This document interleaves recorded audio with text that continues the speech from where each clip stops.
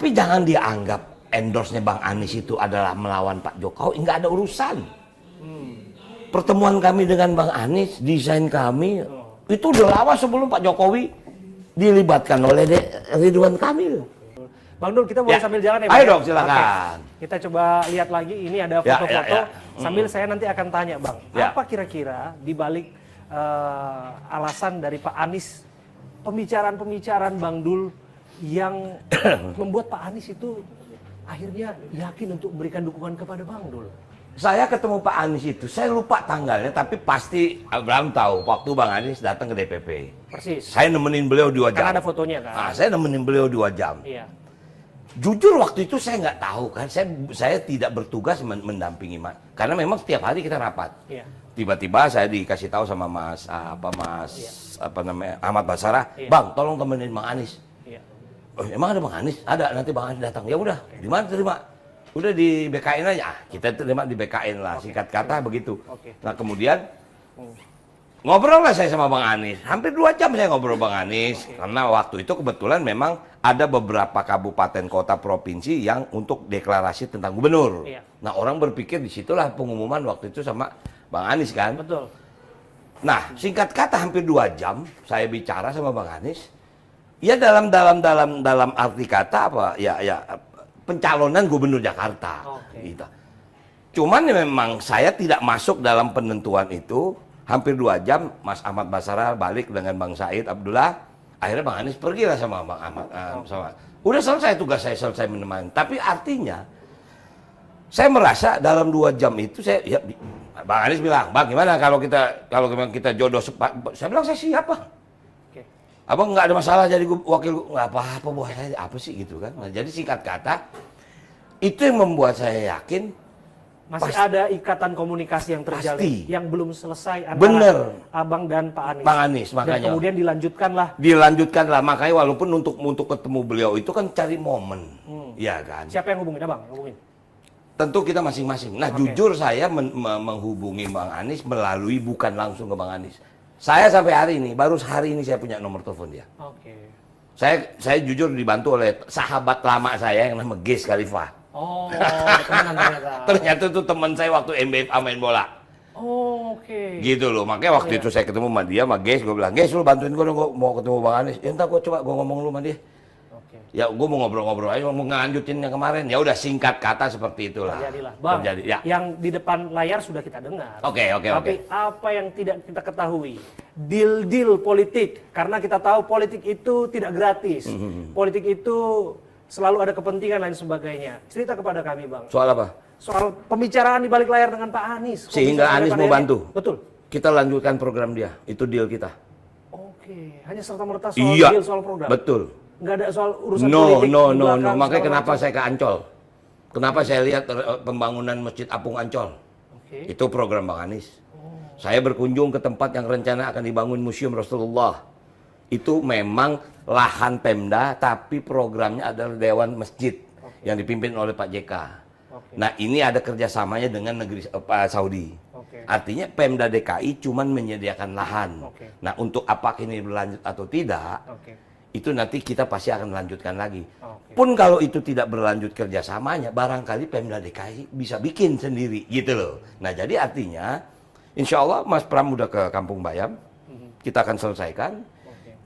Kita juga sudah ketemu dengan komunitas Kampung Akuarium. Kemudian termasuk anak-anak Jack bertanya tentang bagaimana ini Persija. Nah artinya itu kan bagian yang juga harus kita pikirkan. Nah jadi tidak ada sesuatu kecuali memang kita berjanji melanjutkan program yang memang butuh Jakarta lakukan, dan tentu kita juga punya program yang lain, gitu loh. Bang, hebat banget nih kalau kita lihat foto-foto di sini ya Bang. Ya. Ini Bang Dul nih, ini foto orang BKN. Iya, foto orang BKN. Luar biasa. Kalau kita lihat, boleh kita geser sini? Ya. Foto. Dan kita boleh masuk ke ruangan Bang. Boleh. Ini ke ruangan kerja ya. Ini ruang kerja nih. Boleh kita masuk Bang? Ayo silakan. Kita lihat. Nah disinilah. Udah ada wartawan yang masuk sini belum? Belum. Ini baru Abraham. Baru Abraham Silaban. Baru Silaban. Berarti kita bisa bikin label eksklusif. Boleh dong, silakan aja. Thank you Bang Dul. Wah ini semua foto Bang Dul nih banyak. Oh ini foto Ya. Foto istri ya Bang ya? Ini foto ya bikin season sama keluarga lah. Oke. Bang, saya dengar lagi ini ya kurang enak badannya. Semoga lekas Mungkin sembuh kita ya. yang kampanye dia yang stres kali. Iya Bang. Karena Tapi udah relatif oke. Abang juga kelihatannya memang Saya memang kebanyakan kampanye jadi mungkin agak ini drop ya sedikit. terakhir sempat drop saya apa ya mungkin yang pasti capek. Kemudian batuknya nggak berhenti. Kalau batuk nih ini saya sampai ketarik gitu loh. Tapi oke silakan yuk. Oke, terima kasih ya Bang ya. Kita diundang ke sini. Oke. Nah, inilah Bang Dul. Ya. Nah, kita sambil duduk Bang. Oke. Oke. Bang, aku baru tanya yang serius-serius. Ya boleh. Bang Dul, gini. Abang kan sudah deklarasi kemenangan Ya. dengan Mas Pram. Dan tentu kita juga menjadikan rujukan-rujukan hitung cepat itu sebagai pegangan. Betul. Ada yang mengatakan betul setidaknya memang raihan abang tertinggi dan itu 1 putaran. Ya. Tapi ada juga hitung cepat yang mengatakan itu 2 putaran. Ya. Dan bahkan ditambah lagi bahwa dari pihaknya RK Suswono mengatakan bahwa ini 2 putaran atau paling tidak tunggu hasil KPU. Ya. Tanggapan Abang Loh, soal kita itu? sudah deklarasikan di ujung sambutan Mas Pram bilang kita akan tuh menunggu. Kita hanya pegang data saja. Satu saat kalau data beda, ya kita ketemu. Ayo dong kita adu data dong. Itu kan memang begitu mekanismenya. Kita paham, kita menunggu KPU. Yang kita punya data C1 itu dan juga kita mengambil hasil rekap dari KPUD, yang kemudian kita tabulasikan segala macam, kita mau punya synchronize segala macam. Dan itulah keluar angka 50. Itulah keluar 50. 0,07. Artinya mungkin pemahaman orang 50 plus 1 itu 51%. Masih ada margin error 1. Oh, ini real count yang dihitung. Tidak ada kriteria margin error. 50% plus 1 orang aja. Persis. Cukup. Gitu. Ini kita lebihnya 2.993 orang. Oke. Artinya begini, dari awal kan pernah ditanya semua. Pasti semua paslon akan berusaha 1 putaran. Persis. Ya kan? Persis. Nomor 1 bilang 1 putaran, 2 juga bilang 1 putaran, 3 juga bilang 1 putaran. Nah sekarang terbukti yang merasa 1 putaran kita. Angka kita lebih besar daripada yang lain. Itu real. Tinggal apakah 50% plus 1 itu betul angka yang ini, kita tunggu. Oke. Intinya cuma itu, kita juga nggak mau jumawa. Kalau abang lihat tadi ekses suara itu sekitar 2.000-an suara ya bang ya? Ya. Dan abang juga kan sudah seorang politisi yang ulung saya anggap Ya, itu bang. ya, Karena ya, abang kan lumayan sudah di DPR lah. bang. Abang kan sudah biasa juga menggalang suara untuk abang masuk ke DPR. Ya. Dan ada kalanya bang, suara-suara itu raib. Ya, Begitu saja, betul. menguap entah kemana dan sebagainya. Inilah Pak, ini sudah bang. betul, Ini inilah 50% betul. Inilah plus para 1. petugas saksi-saksi kita yang sedang bekerja di kecamatan. Iya. Gitu loh. Tapi saya sangat yakin kita tentu kalaupun satu saat kita akan berdebat itu dengan data. Kita ini kan sudah merdeka ya. Udah nggak waktunya lagi pakai fisik-fisik lah. Kalau yang namanya testimoni itu biasa, buat kita mah biasa. Kita berpolitik bukan baru aja, kalau udah 2-3 udah berapa tahun. Nah jadi artinya kami berkeyakinan kami sudah merasa memenangi 1 putaran dengan persyaratan 50 plus 1. Dan ini angka-angka yang memang real kami pegang. Boleh kan kami deklarasi? Kalau mereka karena memang berharap 2 putaran karena nilai cuma 39, 40% lah, 10% dibanding kita kan. Ya pantas kalau semuanya apa sih namanya? Kita bilang enggak, kita 1 putaran, dia bilang oh enggak 2. Kita tunggu aja. Berarti nanti kita tetap akan kawal ya bang. Kami Kita juga akan kawal itu. Ya, Rekapitulasi berjenjang betul, dari tingkat betul. kecamatan ya bang. Betul, ya. betul. Nanti akan sampai kemudian ke level provinsi untuk kemudian lihat bagaimana hasil. Betul. Tapi begini bang. Ya. Kalau kita lihat kan belakangan kan ada yang namanya adu endorse bang. Nah, abang kan tadi di endorse. Bahkan Bang Foko ya secara tersurat juga sudah kita ketahui Ya. ke Mas Pram Bang dulu. Ya, Kemudian Bang Yos juga seperti itu. Belakangan Pak Anies ya Ahok ya jelas lah karena di satu partai abang. Nah tapi di kubu Pak RK dan juga kubunya Pak Suswono itu belakangan kan bahkan di endorse oleh Pak Jokowi. Oh iya, kita nggak salah kok. Itu kan kembali lagi ke haknya Pak Jokowi untuk mengendorse siap. Walaupun jujur kita juga di endorse dong. Sempat ngeri-ngeri sedap nggak itu bang? Enggak. Ya? Kita ya maaf ya. Pada waktu Pak Ridwan Kamil ketemu Pak Jokowi, kita udah tahu dia mau ngapain. Jadi waktu Pak Jokowi datang mendukung, kita nggak aneh.